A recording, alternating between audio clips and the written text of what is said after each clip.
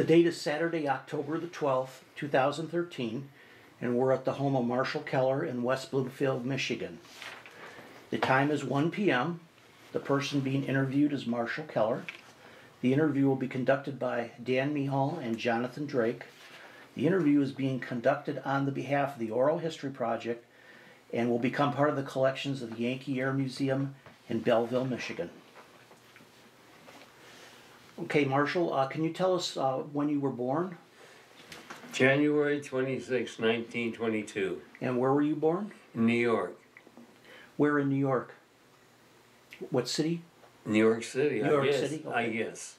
Okay. And what were the names of your parents? Mother is Fanny M. Keller. Father is Isidore M. Keller. And did you have any brothers and sisters? I had a sister. What was her name? Ruth M. Bernstein. Okay. Did you grow up in New York City then? No. Okay. Where did you grow up? In Washington, D.C. till I was about 9 years old, and then my folks moved. We moved to Pittsburgh, Pennsylvania. So is that where you went to high school? Was in Yeah, Pittsburgh? Pittsburgh. Which high school did you attend? Alderdice. Okay. And so, can you tell us when you enlisted in the armed forces? June 1942 as an aviation cadet. Okay. Do you remember Pearl Harbor? Do you remember what you were doing when you heard about Pearl Harbor? Yes. Okay. Buddy and I were snuck onto the Pennsylvania Turnpike before it was open just to see what it was like. And we drove maybe 50 miles and turned around and went back to Pittsburgh. Okay. You heard it on the radio in the car? We heard it on the radio. Okay. So how old were you when you enlisted? I think it was 20. 20? Yeah. Okay. Did you, when you enlisted, did you go right into the Air Corps immediately, or? I sat at home till they called me. How long did that take? I think they called me in December of 42. Okay, so you enlisted in October, you said? No, I enlisted in June of 1942. Okay. So can you tell me where you went to basic training?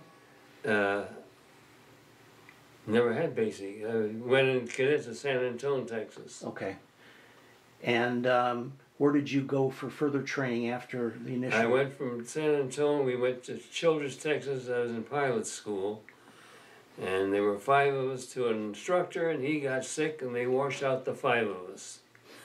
And they sent us back to Kelly Field, Upper Kelly, and then I ended up at Childress, Texas, in Bombardier training, and we took DR navigation with it. Okay. So when did you graduate from that school? I was in class 4313 in October of 43.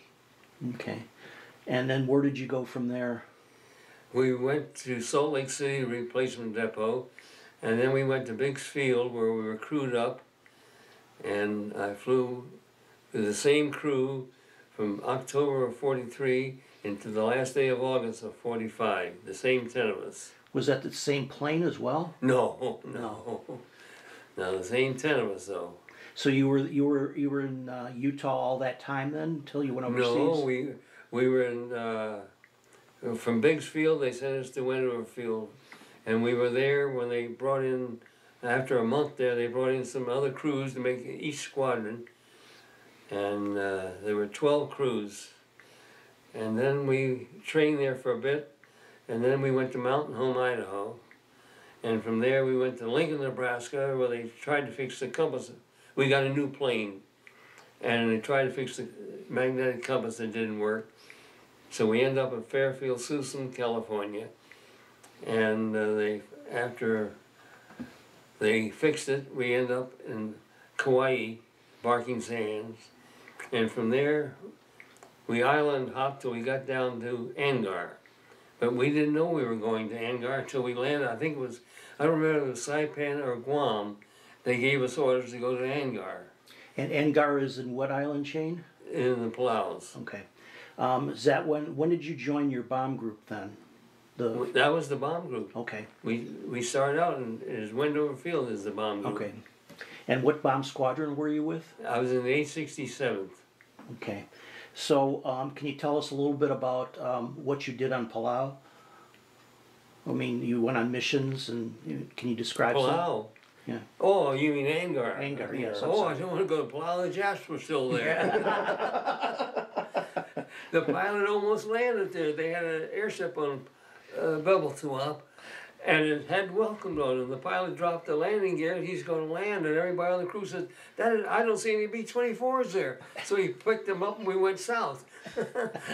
And we saw the rest of the group down there. Can you describe some of the missions on Angar then that you flew? Well, we bombed Corregidor, we bombed Las Negras, Cebu City. We participated in an invasion of Zamboango. We bombed the Val Penal Colony, the fence. We had to hit the fence so the guys could get, the Philippine guerrillas could get in, so they told us. Oh, and we bombed Bulan Peninsula, the airstrip there. Okay. Nielsen Field, Clark Field. So how long were you on Angar? When did you leave? Do you remember? I don't remember that. Exactly. Where did you go from Angar then? We went to Okinawa. Okay. Went to Yantan. Okay. Can you describe some of the missions you flew from Okinawa? Well, we actually we bombed China, and we bombed Japan, and how far was it from Okinawa to China? Roughly. I mean, do you remember how long it took to fly there? 8 to 10 hours maybe, round trip. They did send us up to Guam, I forget just when. They had bombed the hospital ship Franklin at Ulithi. So they sent up 3 crews, and we liked that deal because the Navy Officers Club had beer. But we bombed truck. I don't know, we bombed a couple of times because they didn't know where the hospital Franklin was. The Jap plane came in. They don't know where he came. And we bombed Marcus. And we bombed that one. Marcus was a long mission. I think we had 2 bomb bays full of gasoline, and probably maybe 5 or 10 500-pound bombs or 100-pound. I don't remember anymore. Did you, when you had that much gas on board the plane, did you worry about the plane exploding or the gasoline catching fire? No, not unless you got hit. Okay. And did you bomb Japan from Okinawa? Yes, we bombed Japan from Okinawa, and we bombed China from Okinawa. How far of a flight to Japan was it? About the same as it was to China, or roughly? I don't remember anymore. Okay. 8, 10 hours probably, round trip. So what was it like living in the Pacific on Angar and on Okinawa? Well, Angar was awful hot. It was very hot. We'd get up in the morning, you go in the ocean, you come back out, put on walk to the mess hall, you were dry. And then for lunch, you go in the ocean, come back, pick up your mess kit, go to lunch, and you were dry when you got there. After lunch, you had nothing to do, but maybe the 4 of us would play bridge, or we'd walk around. Angar wasn't a big island. We'd walk around for a bit, thumb around, and I went souvenir hunting, and just once, never again. Almost hit a strip mine. I went with a Marine who was the anti-aircraft. Were Marines, they were right next to us, and when they fired the gun, it blew us out of the sack. What was the food any good, or what was the food like on Angar? Well, we called spam. We had it mashed, hashed, stepped on, what have you, and we did get scrambled eggs, but they were green. I don't know what the mess sergeant did, but they came out green. Was the food pretty similar on Okinawa too then to Angar, or? It was a little bit better. We found somebody a 10-in-1 ration, did a little bartering, and we were able to. Some guy who wanted to go for an airplane ride or something. He was the head of the mess The dump, food dump, there's a way, when you're scrounging, you manage to get. Who did you usually barter with on like an Angar? Was it the Seabees or the Marine Corps? Well, no, I don't know who had the food dump.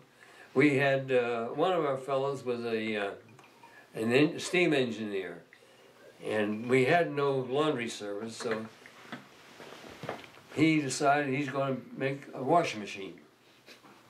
So we got a 55-gallon drum, cut the top off, and we engineered a plunger go up and down, but now we need to get the steam, so you got another 55-gallon drum, and under that you lit a fire, boil the water or whatever he did, and got steam, and it worked for a while. And then we had another guy who was very unique. He was a moonshiner, and he knew how to make booze. So he would take whatever you got in the 10-in-1 ration, fig bars, candy bars, anything was in there, peaches, what have you, pineapple, put it in a jerry can.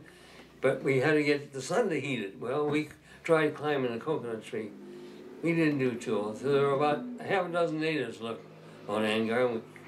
We talked one of the natives, go up to the top of that tree, put this winch and put the rope in it, and Lord. So he did, and we poured all our goodies into it, and we pulled it up there and let it sit for a week. Then you bring it down. Well, then you would have to strain it. So somebody had a T-shirt, you strain it through a T-shirt, then you put it for another week up there. Now we need some Coke syrup. Well, somebody had to figure out how to get to Hawaii, which is probably 3,000 miles. How are you going to get to Hawaii to get the Coke syrup? Well, yeah, somebody had to go to Hawaii, I don't know who, why, or how anymore, and he came back with a gallon of Coke syrup. So originally it started off with just 8 of us in on this deal, and it kept growing. We had to end up getting the guy made the bread in the outfit, because we didn't know what our concoction was going to be like. We cut off the top of the loaf of bread and drained it through. And now you needed carbonated water. How do you make carbonated water? Went down to an airplane that cracked up on landing, took out 2 oxygen bottles, put a shut-off valve between them, and you put water in this one and oxygen in this one, and you opened it up and held it up, and that would carbonize the water. You had carbon. And you squirt it. Well, it was very rough stuff. You didn't take too much. Now, did you fly in the same airplane the entire time that you were overseas? I flew, we were assigned an airplane at Mountain Home, Idaho. That was our flyaway. I flew 39 missions, or 39, I think I flew 39 missions in that plane. And I filled in for a guy on another outfit, so maybe I get to go home. I never had to leave. Well, that didn't work out either. So one day the first pilot says, we can get our 40th mission to go home if you'll fly an extra mission. So I said, okay. And the Japs had a nerve, and I got number 2 engine. that was the day they dropped the second atomic bomb. That was it.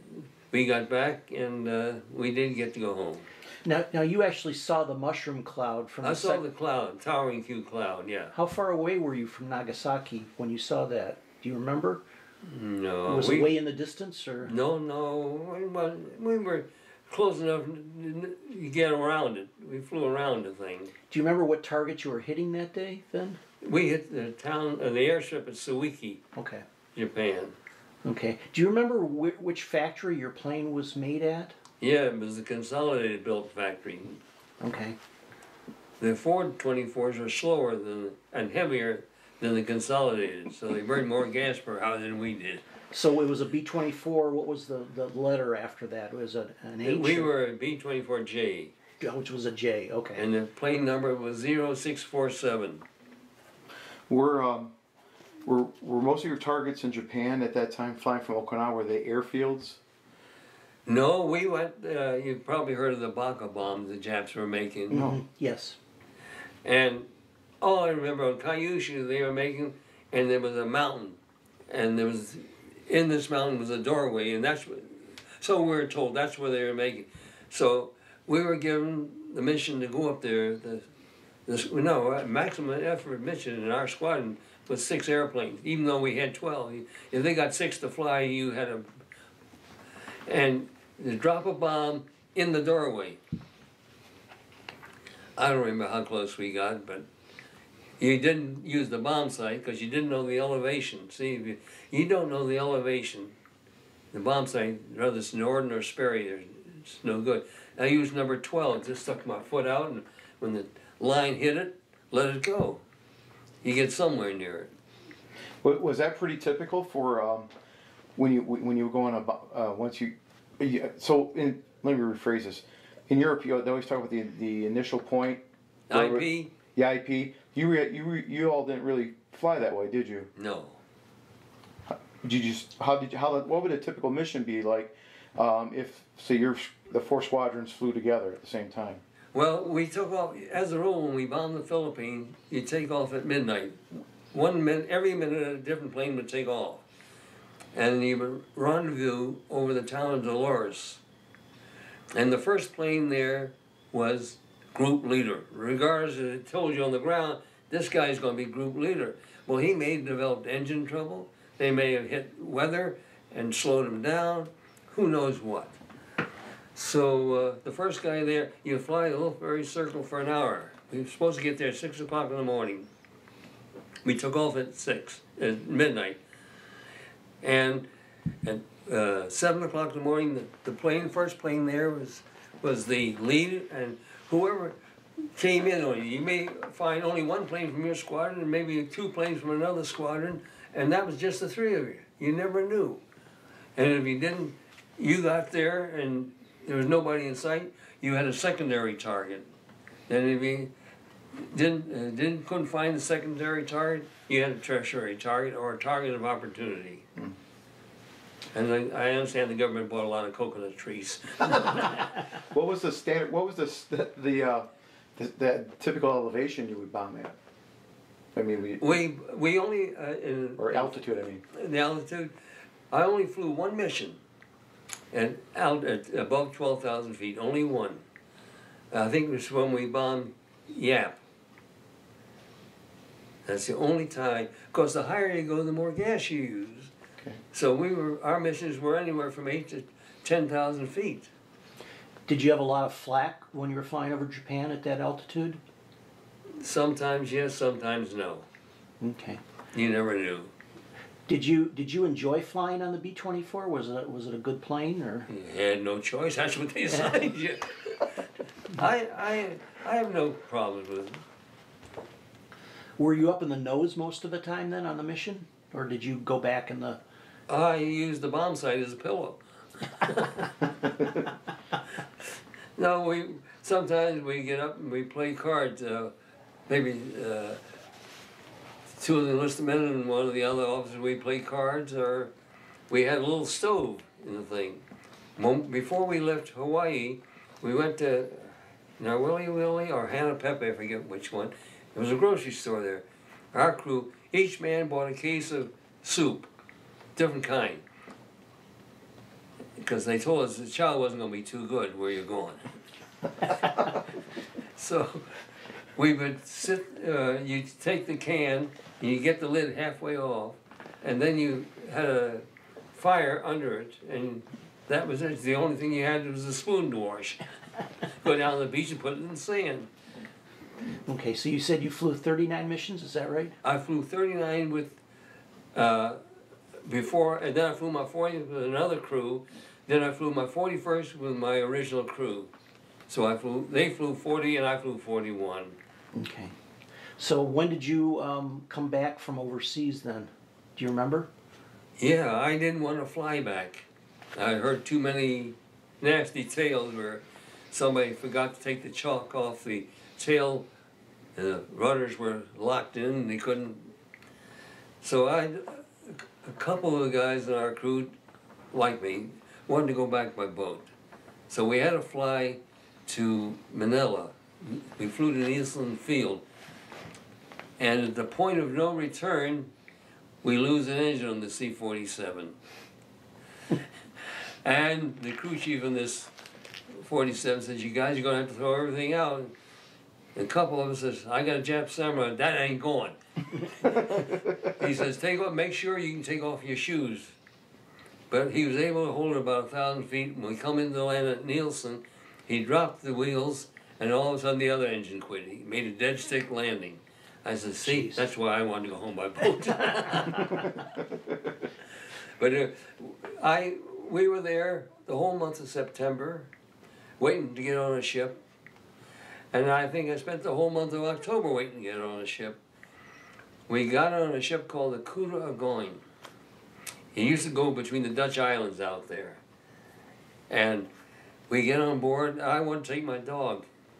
He wouldn't let me on with it, so I had to give it to somebody. But this ship had no facilities making fresh water. I didn't know, I thought the engines could run on any kind of water, but no, they got to have fresh water, not salt water. So they loaded this thing up with water, and from Manila or Craig or wherever we were, I think it was 45 days to Seattle, Washington. Liberty ships were passing us. We were going so fast. We about halfway to the States one morning, we hear a big bang, and everyone, we were in our bunk. I took the third bunk up in case the guys got seasick. I wanted to be up top, and there were 9 of us in a room smaller than this, and we got on, put on our life jackets, and got on deck. And out of the middle of the ship, I don't know what they call it, but you can look down in the engine room. There's steam coming up. There were 2 engines, and one of the Dutch, it was a Dutch crew, Dutch officers, Navy radio operator and gun crew, and Kirker stevedores. And where did we happen to, our bunk was right next to the Navy officers' mess. We could smell them eating steak. We weren't. But anyhow, we see the steam coming up, and it blew. It had these big cylinders. I think they were bigger around than this. And he blew a head gasket or something, and they had no extra head gas. So they were running on one engine. They had 2 screws, and only one screw was working because the engine blew on the other one. And we were 45 days from Manila to Seattle, Washington. And we got outside, what's the Puget Sound, I think. We got outside and we sat for 2 days because of fog. And you could hear that damn foghorn going off. So did you muster out when you got to Seattle then, or? No, they asked us where we wanted to go. And I said, Pennsylvania, and they said, well, okay, your name will appear on the board. So you waited till it appeared, then they put us on a train, and there must have been a couple hundred guys, maybe 300 or 400 guys, I don't remember. And there were one car, it was a Pullman car with individual rooms, and the 2 of us to a room.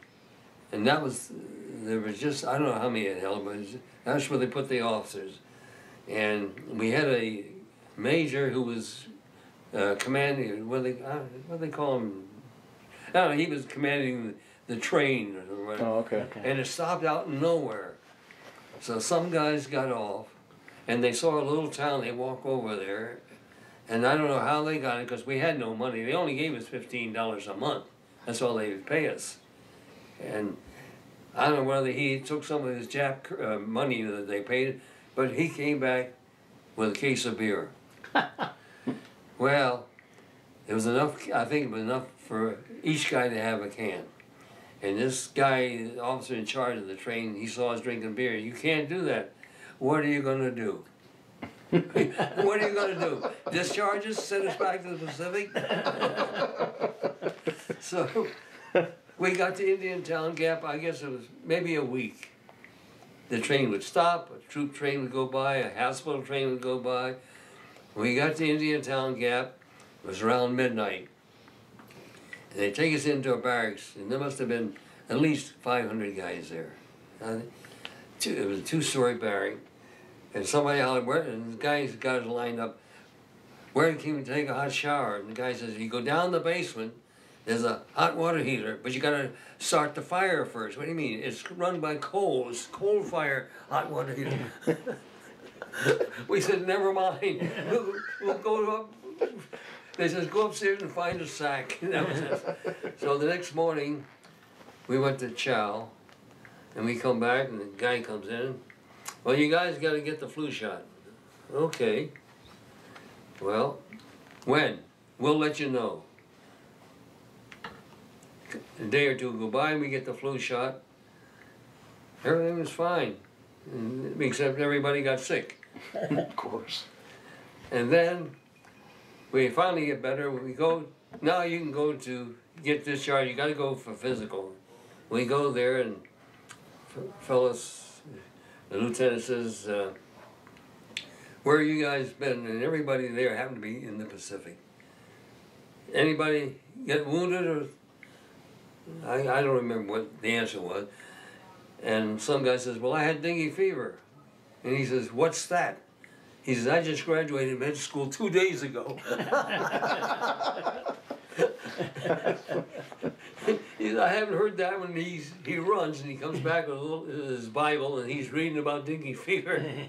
He says, how many of you had dengue fever? Well, I said, I did. So we all got ready for discharge. He says, you got to stay another week because the guys in charge of this barracks will be gone. They have a 10-day furlough. What? They get a furlough and we can't? So anyhow, he came back and he says, okay, you guys can go now. Well, the question was, how do we get to where we're going? Are you taking it? Is the Army going to supply transportation? No. Well, we haven't been paid. We got no money. So he says, we'll buy your tickets. So I don't remember, I think I went by bus from Harrisburg or Indiantown to Pittsburgh, Pennsylvania. And I'm carrying my Jap samurai sword and my toilet kit. That's all the clothing I had and what I was wearing. And I walked into where my sister was, and I tapped her on the shoulder, and I asked for her. I didn't recognize her. When I left home, she was 14. Here's four plus years later. And I never did call my folks from when we landed in Seattle. I didn't have any money. So was that it? I mean, they just bought you a ticket and they discharged you at that point? Or? No, they didn't discharge us. If you sign up for the reserves, you can go home today. But if you don't, Katie barred the door. Okay. So I think everybody signed up for the reserves. Okay. What was it like when you first saw your parents after being gone that long? Since you said you didn't get the telephone ahead of time that you were coming home, what was that? No, I didn't. What was that like when you first saw them? What was? My folks were surprised. Yeah. No, they knew that I was returning to the States because the mail that they had written me was marked returning to the States. Okay. Okay. So when did you get married after the war? St. Patrick's Day, 1946. When did you have met your wife? Before the war, or? Oh yeah, I knew her from the time she was 14. Okay. We've been married now almost 68 years. Wow. Wow. So what, do you remember the day you were discharged, the date? No? Okay. I wasn't discharged, I was in the reserves. You were in the reserves. It was in 1958, I think they sent me a letter. If I don't go to reserve meetings, I will be discharged and it won't become a major. So I said, I'll be discharged. What did you do after the war? Oh, I worked for an oil company and I was in business for myself and had a partner in a machine shop. Did you, and you had, how many children? 3. 3? It was 2 boys and a girl? Yes. Is that correct? Okay. What are their names? Nancy, Edward, and Daniel. Okay. So, looking back at your time you know, in the military and at war, what would you like to say to people in future generations about that time? Is there anything that you can really think of? I still think they should take the kids and at 18 and put them in the Army for a year or so. You won't have all this crime that you had. Whether it's Army, Navy, Marines, whatever service. Well, I think you're probably right. Well, I think that's it, John. I want to ask just a couple more things. Okay, sure.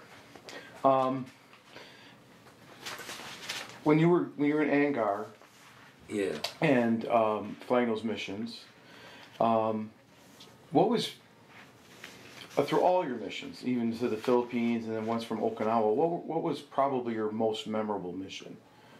The one that you guys felt you had the greatest success on, or the one that seemed to be the one that stands out in your memory of all those 41 That missions? one when they dropped the second atomic bomb, was going home. That was the one, huh?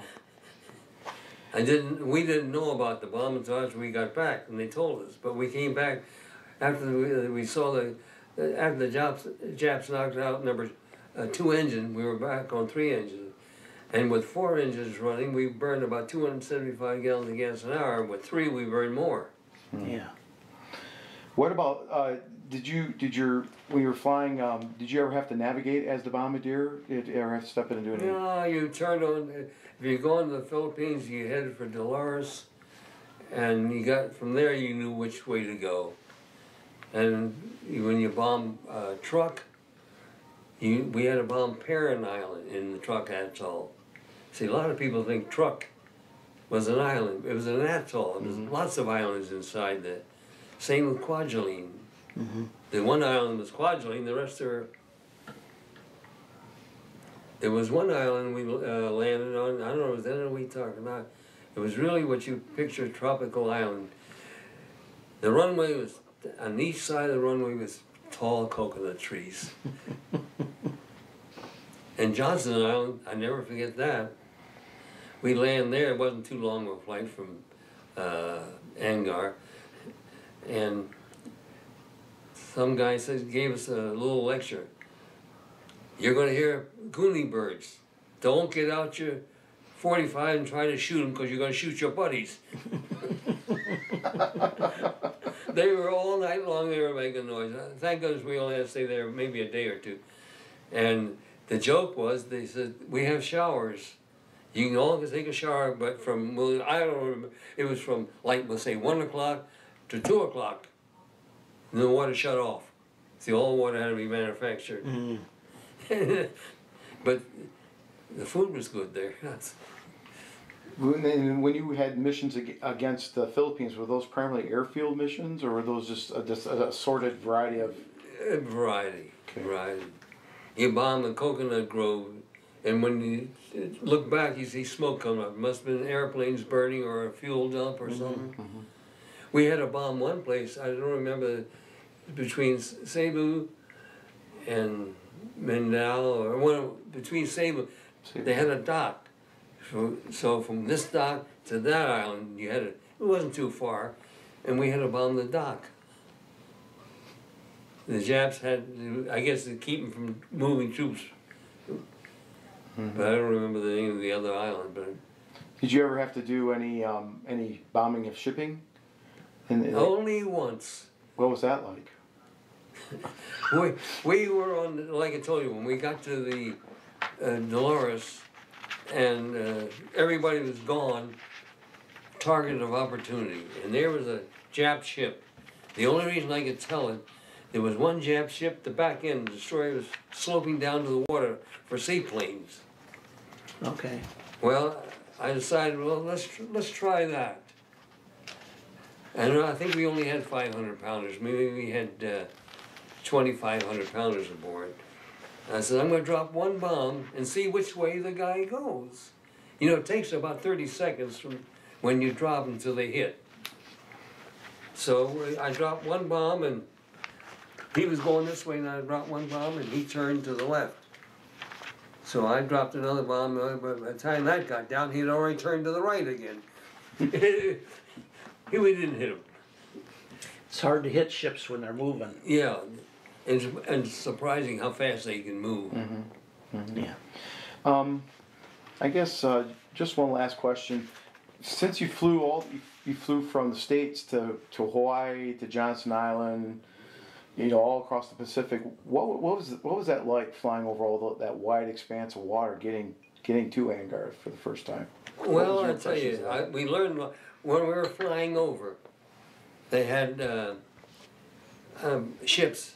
I don't know who they were, but Navy or Coast Guard. So when you're flying, you pass the ship and they would record where you were. Okay. But you'd be flying along maybe an hour or two. I think it was a 10-hour flight, or maybe longer, from California to Hickam Field, and you'd see a dark spot. There's land. Well, there's a cloud over every island, but there's not an island under every cloud. The sun would show, and it was a dark spot, and you thought it was an island, but it wasn't. Well, I don't think I have any more questions. No, I don't either. Thank you so much for your time. We appreciate it.